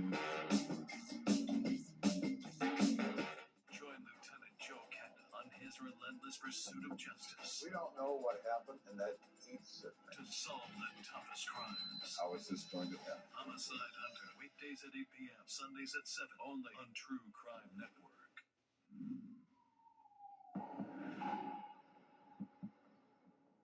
A Tucson yoga instructor is murdered in what looks like a home robbery gone wrong. But the case goes from a random robbery shooting to a possible love triangle. Was this cheating? Did it lead up to the murder? Was it a vindicative thing that the spurned lover did? With a domestic violence charge a year prior, detectives focused their investigation on Michael's illicit lover, Amber Trudell. After tracing a series of calls made to Justin's cell phone during his interrogation, Tucson police converge on the Extended Stay America Hotel, where they find and detain the mysterious woman caller, Amber Trudell. In her room, we spoke with her, took a statement from her. We knew that we had Justin in several lies, and she was lying to us as well. So we took Amber to the police station, and we further interviewed her there. At times, she was kind of perplexed in the fact that we were not taking her to jail. Am I leaving after this, or am I going to jail? It depends on, are you going to incriminate yourself? I'm just asking because I'm handcuffed to a table. We felt that she was less than truthful with us as well. Her story's changed a few times. If you didn't kill him, you've got nothing to hide, nothing to worry about. I need to eliminate you, and I can't eliminate you if you won't talk to me and tell me the truth. She hadn't seen Michael in a while, and she did not admit to killing him, but that she had seen him days before, that she'd been dating him. If my fingerprints were there, I've been there so many times. Okay. And if my DNA is on him, I mean, you're the lovers. And of course. I denied any involvement in his death. You're going to be a suspect until I can eliminate you. Well, what does that mean, I'm a suspect? And what, I can't leave town? Or I can't leave the state? What does that mean? She said that she had been with Justin for a few days before and didn't know where he was, not knowing that we had him in custody. He's here? He's here. You put him in the spot, not me. He's being questioned right now? Yeah, he was questioned. I figured we eliminate both of you guys, get it over with, and move on down the road. Amber is visibly distraught to learn that her husband Justin is in custody, and she opens up to detectives. I wasn't here on Friday, though, and people can verify that. That's what I want to ask you about. No, but I don't want to get into this thing where my husband is a suspect. Amber tells detectives she left Michael that night and traveled 3.5 hours north up the I-60 to the lush city of Show Low, Arizona. Apparently, right after Amber had had this argument with Michael, she and her husband left Tucson to go to the White Mountains up north. His mother and stepfather lived there. According to Justin's stepfather, Amber had been drinking the whole time. She was outside crying at times, visibly upset. She pretty much drank all of his liquor. So he knew that there was something going on. From what Justin told us in his first interview, that Amber carried a gun, always carried it in her purse. We first asked Amber where her weapon was at the Extended Stay America, and she said, I don't have it, I don't know where it is. So it was not in her purse. She allowed us to search her purse. Detectives push Amber for the truth, citing they know she has a gun based on her domestic charge a year ago. She had no idea where her handgun was. After interviewing Justin and Amber, we decided to release them. We knew that they had an alibi, that they were in Show Low, Arizona, at Justin's parents' home the morning of the 27th when Michael was found. The detective's case stalls hopelessly for a second time. The whole team is perplexed about this. We're thinking that we're letting the killer go, but we don't have enough evidence to tie her to the crime because she has an alibi. The investigation has reached a standstill. We know that we have to get further information to determine what happened in this case. That break comes when Justin's stepfather, a retired detective himself, can no longer ignore his curiosity. Our next turning point is when Justin's stepfather calls us. He's curious about Amber being outside his residence, walking around crying, and he saw her behind the storage shed. He went back there and he started taking the rocks apart and determined that there was something buried underneath them. And he dug up a handgun. It was Amber's handgun. I immediately responded to Show Low, met with the detectives there, took custody of the gun, drove back to Tucson, and we had analysis done immediately. It was a snub-nosed .357 revolver. When I took custody of it, you could clearly see blood in the barrel of the handgun. Within hours, detectives put the weapon through ballistics. First, if they did any DNA on it, that's got to be done before any ballistics testing. Then ultimately it's checked for operability, it's test fired, projectiles are compared to what was taken out of the victim from the autopsy, and it is found that they are a match. Ballistics connect the weapon to the killer, but detectives also show something else. What was really interesting about this, and I'd never seen this in all my 17 years in homicide, was that we did a test fire of the weapon. It left a star pattern on the board that was nearly identical to the star pattern that the victim had on his forehead. The case is starting to go their way. With an exact match of the blood found on the gun barrel to the victims, detectives must figure out how Amber Trudell murders Michael DeHakis when she's not in Tucson the Thursday that he dies. I definitely knew something was off. I felt, along with others in the team, that perhaps he was killed days before. I met with the doctor. We had to change our timeline. When we found Michael had larvae in his eyes, and larvae doesn't set in immediately after a fresh kill. He'd been laying there for probably 2 days on his porch without anybody finding him. Which to me is unreal. I mean, how could somebody lay in a pool of blood at their front door with the door wide open in a neighborhood where people walk them down and drive and not be found? But that's the way it happened. In Tucson, our front porches aren't like the front porches in the Midwest where you have the nice little white railings and everything like that. It's more of a patio, and there are some bushes in front of it. We also realized that Michael had been in rigor mortis after his death and had already gone out of rigor mortis, so his body was very relaxed. Late September was a very hot, humid day, so his body temperature was warm based on that. Evidence is lining up against Amber Trudell, but detectives still have to establish a motive for an arrest warrant. One of Michael's good friends, Eli, steps forward, and he says he has information about that Wednesday night and Amber Trudell's behavior that night toward Michael. It wasn't until a week later when they had a ceremony for Michael in his honor. I was talking to several people after the ceremony, and I was explained that I just saw him that Wednesday night. He also said that he had not shown up for his yoga classes on Thursday. So since I had seen him Wednesday night, they thought that there was part of the puzzle there that could help the police discover what was going on. Eli Curiel did come to our police station and gave me a very good interview as to what had taken place the night that Amber and Michael were at the bar together.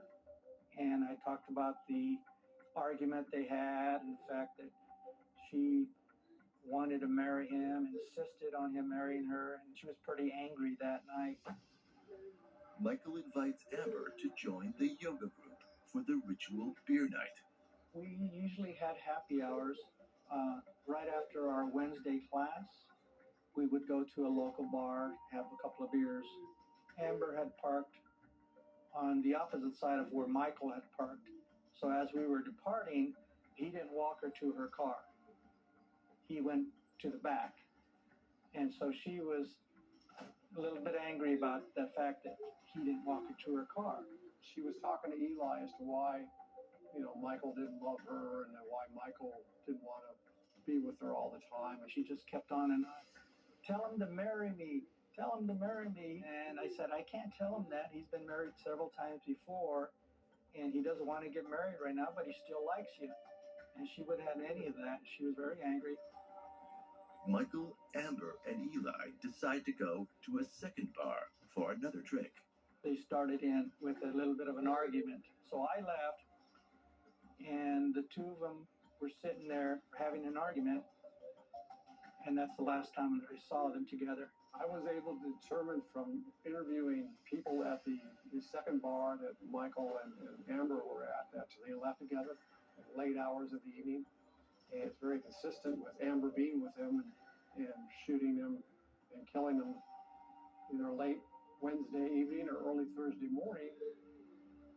This proves together with the re-established time of death, that Amber no longer has an alibi.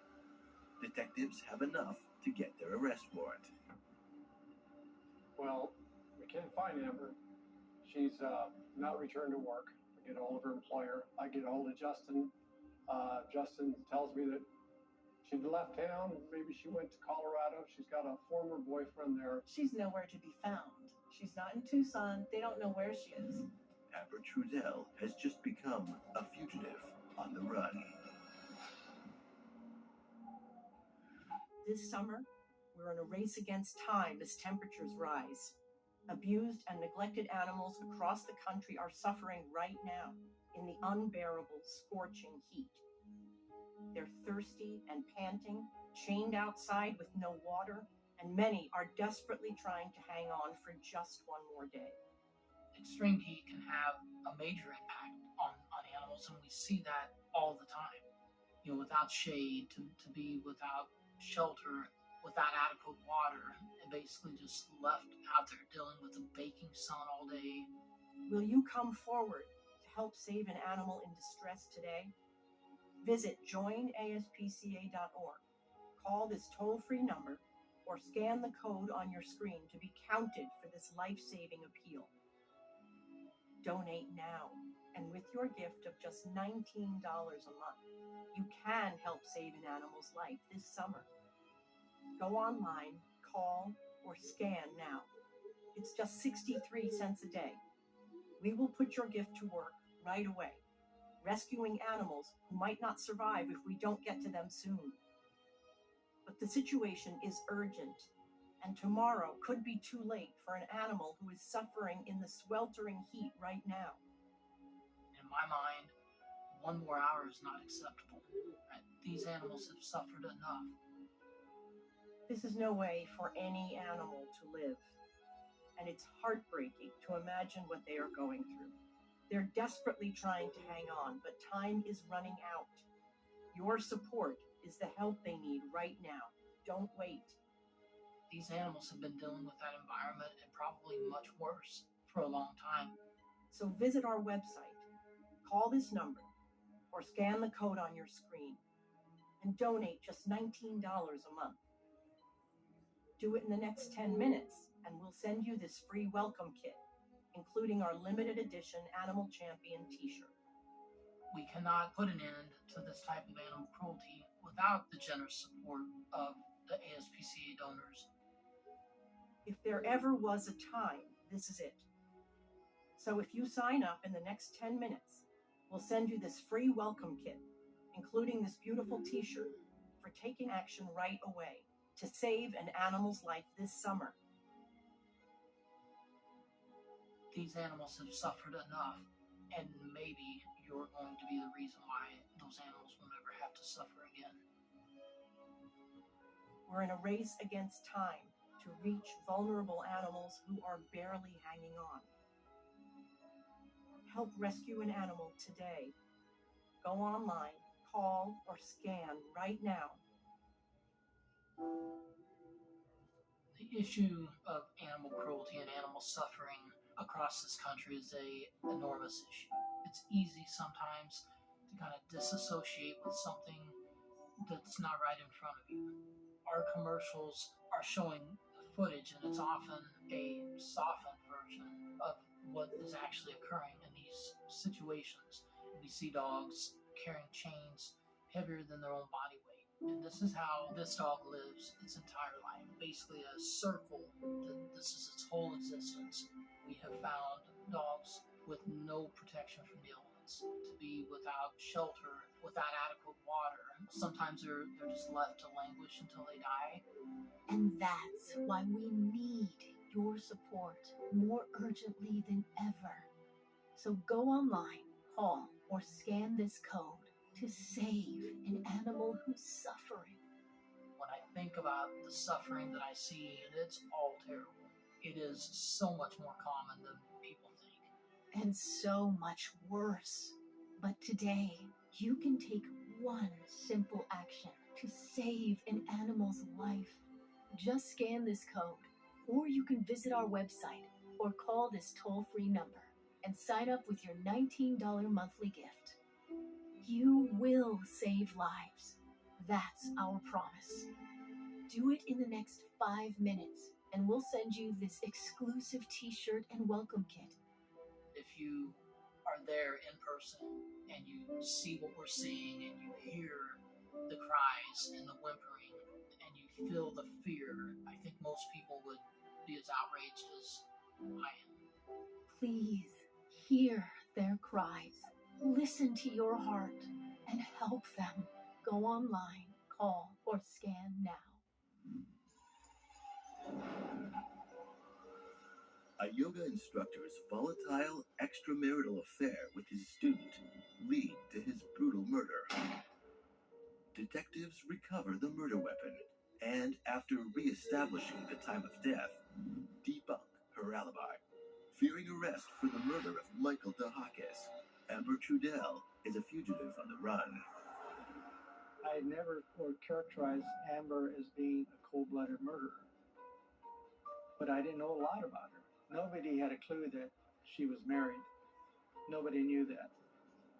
So I assumed that she was single, and I believe everybody else did. And I was shocked, I was floored that she turned into a maniac, devil, crazy woman that was completely opposite of what I knew of her before the murder. But regardless of what anyone thinks of Amber, she's now a fugitive. The news goes out across the country. We were working closely with the Marshal Service at the time. They had agents back east watching Amber's grandmother's house in upstate New York. U.S. Marshals alert Detective Ben Jimenez that Amber has switched vehicles. We determined that Amber had sold the white pickup to a car dealership in Connecticut and traded it in for a red Chevy Blazer, I believe. Amber signs the sales agreement using her brother's Plainville, Connecticut address. The Marshal Service tracked the Blazer to her grandmother's house in New York, behind a storage shed. And they were able to determine that Amber was there. They saw her coming in, going from the house to the Chevy Blazer at times. They took her into custody, determined that she may be going into Canada. United States Marshals arrest Amber Trudell for the murder of Michael DeHakis. She was in a lot of denial. I told her she was under the arrest for her boyfriend at the time, Michael DeHakis, that we had the handgun that had matched up. And she didn't want to answer questions at that point. They escort her back to Tucson to stand trial for first-degree murder.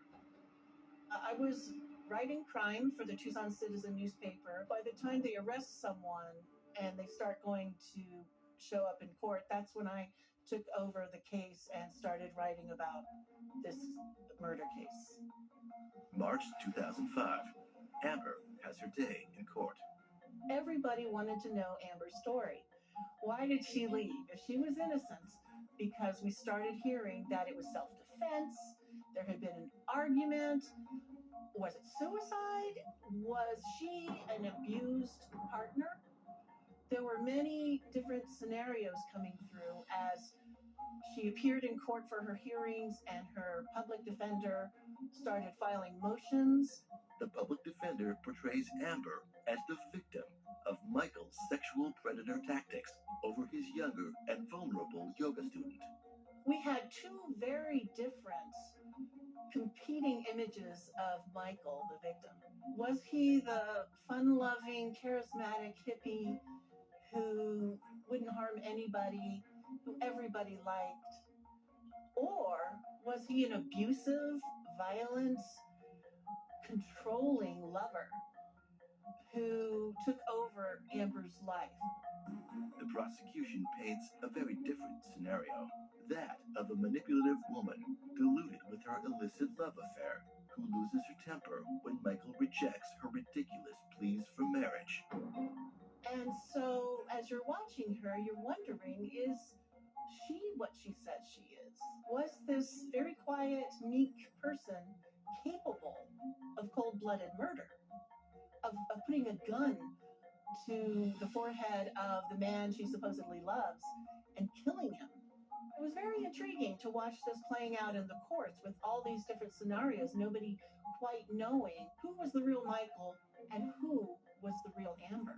In a landmark move for a murder trial, Amber and her lawyer decide to let her testify. She had a compelling story, and she appeared to get emotional and set up a case so that Michael was the one who brought about his death. She said that Michael got mad because she said she had told him that she had to go back to her husband. As she's getting ready to leave, she grabs her purse and her gun, and that he got down on one knee and grabbed the hand and the gun from her and put the gun up to his head and said, "Shoot me because I'm a bad man and I treated you poorly." And somehow that gun went off. That's Amber's story. Meantime, his friends and family had come forward and said, no, that Michael was actually thinking of breaking up with her. I don't believe her version because it's contrary to everything that anybody knew about Michael. There wasn't a mean bone in his body. And again, you're watching Amber in the courtroom being very passive, very quiet. We all felt that she was not telling the truth. And the way she described it, the gun was at his forehead, and we felt this couldn't be because there was the contact wound left that was more consistent with being shot from a distance. So everyone wondered, is the jury going to buy this? Are they going to let her go? The first trial ended up in a hung jury. There was one juror that felt that Amber was innocent. For the people of Tucson, the murder of the yoga instructor in Midtown has now entered the truly bizarre. But for family and friends still coping with his loss, the mistrial is a devastating blow. Many wondering why certain aspects of Amber's violent past are not even entered as evidence. And one of the things that did not come out in trial, there was a audio tape that was made by her husband that was not brought into evidence. And that audio tape was very revealing about her character when she drank. The tape reveals her screaming at the top of her lungs, drunk, threatening to kill her husband. So even though a mistrial was declared and a jury couldn't reach their verdict, that didn't mean that Amber was free to leave. Prosecutors had every intention of trying her again. And so months after the mistrial, Amber was on trial again. The second trial came 6 to 8 months later, and the prosecutors decided to go for second-degree murder. In the second trial, because we all knew what she was going to say, I was watching her body language. When she was talking about the details of the shooting, she kept her eyes on the floor. A lot of time, the experts will say that is proof of a lie. She doesn't want them to see the lies in her eyes. Amber Trudell is convicted of second-degree murder and is sentenced to 13 years in jail. I did not particularly like the 13 years. I thought that it should have been more. The family felt the same way. Of course, it was up to the judge to make the determination. I've covered a lot of murder cases in my career. And this case, Amber Trudell, does stand out as one of the most interesting ones because of the human drama and the tragedy of someone like Michael. Certainly the world can use many more Michaels. Every time September 24th comes around, I do think of Michael, and we reminisced about Michael and his character and what we would have probably been doing if he was still around. The fact that he was gone way too soon was a tragedy, and we just miss him dearly.